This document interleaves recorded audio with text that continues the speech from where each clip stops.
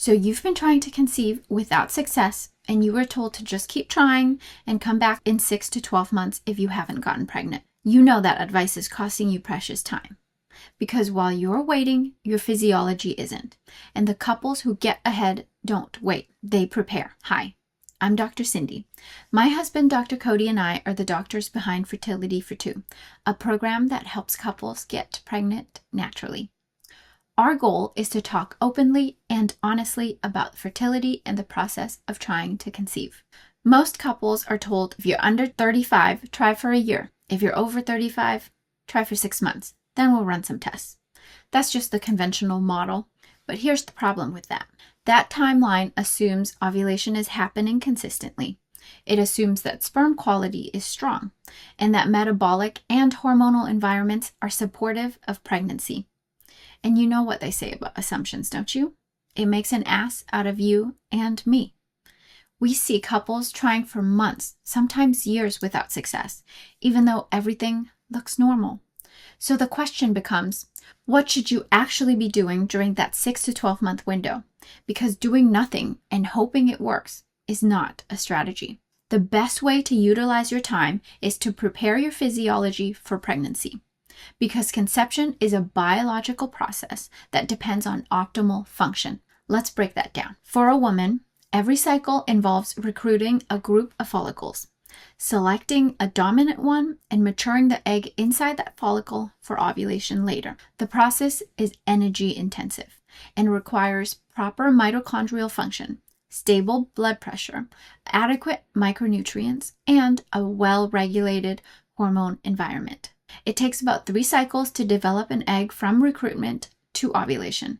And at the same time, the uterine environment has to be receptive. The endometrium lining has to thicken appropriately. Blood flow has to be sufficient. Inflammation and immune function have to be well controlled. And for men, sperm are being produced continuously, but they take about 70 to 90 days to fully develop. And during that time, sperm are extremely sensitive to things like oxidative stress, metabolic dysfunction, nutrient deficiencies, and environmental exposures. So what you're doing today directly affects egg and sperm quality 3 months from now. So when couples are just trying, what's actually happening is this. They're running on the same physiology over and over again, hoping for a different outcome. And that's why waiting can become a problem, because the time passes you by, but nothing changes. And if there's an underlying issue, this window should be used to actively address it. That's exactly what happened with one of my clients, Chelsea. She's 37 years old. Her and her husband, David, had been trying for 8 months, but everything was normal.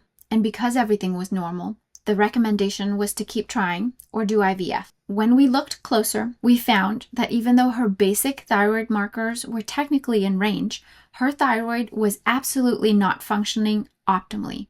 And that matters because thyroid function influences ovulation, cycle regularity, metabolism, and early embryo development. So even though her labs were normal, her body was just not ready for pregnancy because it was working really hard to compensate for the low thyroid function in order to keep her body working well before growing a baby. What we saw was subtle dysfunction, meaning that ovulation wasn't as strong as it needed to be, hormone signaling was off, and the environment needed to support implantation wasn't stable, which made getting pregnant difficult for Chelsea. And in cases like this, there's also a higher risk of miscarriage if that underlying issue isn't addressed.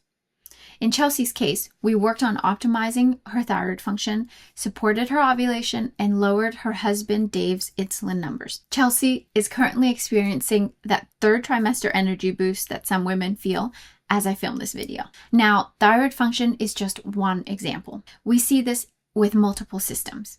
Things that look normal on paper, but aren't functioning in a way that supports pregnancy. And waiting months isn't going to change the outcome.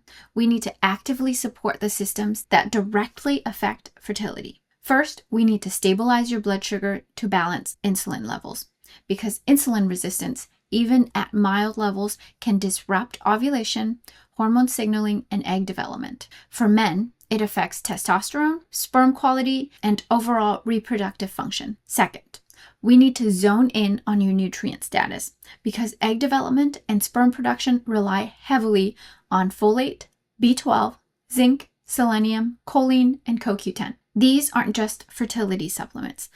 They're nutrients that are required for cell function. And if they're low, function will be impaired. Thirdly, we need to regulate your circadian rhythm. Your body runs on a biological clock. Light exposure, sleep timing, meal timing, and other daily rhythms all influence your biological processes like hormone production, ovulation timing, testosterone levels, and sperm production. When that rhythm is off, reproductive signals will also be off. And fourth on the list, we need to lower inflammation and oxidative stress. This is one of the most overlooked factors because chronic inflammation can interfere with egg quality, ovulation success, fertilization, implantation, and DNA integrity. Now, of course, inflammation is just a normal part of everyday life, but when it becomes excessive and chronic, the body's compensatory systems can't keep up, and that's when problems start to show up.